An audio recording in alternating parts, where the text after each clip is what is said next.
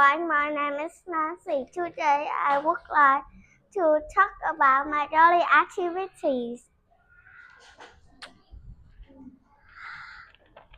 I woke up at 6 o'clock and then I brushed my teeth at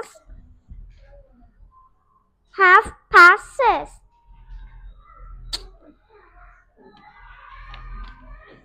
I eat breakfast at 7 o'clock.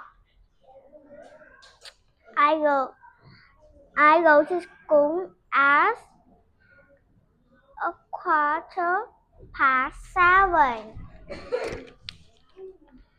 I go home at 4:30. I go homework at 7 o'clock. Thank you for your listening. Goodbye and see you later.